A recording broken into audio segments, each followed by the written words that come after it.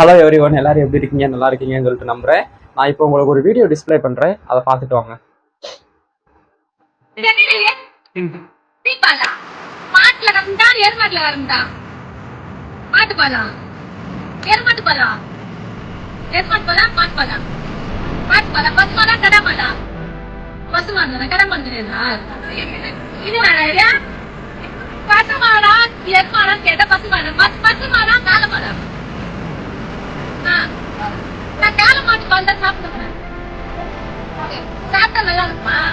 சரி, பசுமாட்டு நல்லா இருக்குமா காலை மாட்டு நல்லா இருக்கு? சரி வைத்தம் எவ்வளோ இது?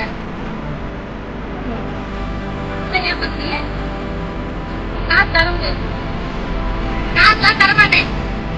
எந்த காசு நெய் அச்சா நெய் காசு நெய்.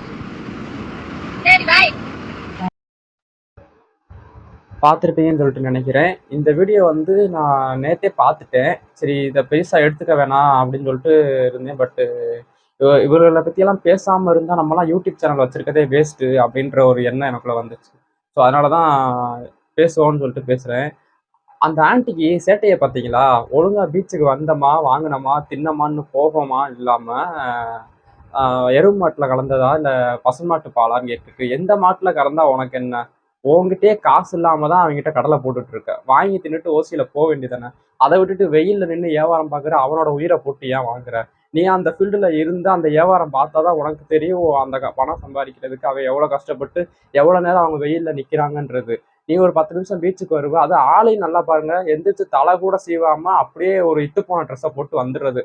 வந்துட்டு என்னமோ பெரிய ராயல் ஃபேமிலி மாதிரி ஆடி காரு வெளியே நிக்கிற மாதிரி பேசுறது. நீயே காசு இல்லாம தான் வாங்கி திங்க வந்திருக்க. வாங்கி தின்னுட்டு ஒழுங்கா போக வேண்டியதானே. அதை வீடியோ எடுத்து போட்டு இதுல உனக்கு என்ன கிடைக்க போகுது? இதுல பெருமையா? இது பெருமையே கிடையாது, இது வந்து அசிங்கம். பட் இந்த மாதிரி வேலைலாம் அடுத்து பண்ண வேணாம். பண்ணா நல்லதுக்கு கிடையாது. எல்லாரும் அப்புறம் கழுவி கழுவி ஊத்துவாங்க. இதை வச்சுலாம் நம்ம சோசியல் மீடியாவில் பெரிய ஆள் ஆயிடலாம், பிரபலம் ஆயிடலாம், நம்ம ஃபாலோவர்ஸ் வருவாங்களான்னு நினைக்க வேணாம்.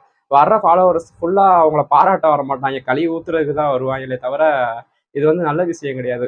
காசு இல்லை அப்படின்னா ப்ரோ காசு இல்லை ப்ரோ பசிக்குது அப்படின்னு சொன்னா அவரே கொடுத்துருவாரு, வாங்கி சாப்பிட்டு போயிடலாம். அதை விட்டுட்டு இது எருவு மாட்டில் கலந்ததா பசுமாட்டில் கலந்ததா, என்கிட்ட காசு இல்லை காசு தரமாட்டேன் நகி பேட்டா அப்படின்ற பேச்செல்லாம் இனிமேல் பேசக்கூடாது, சரியா?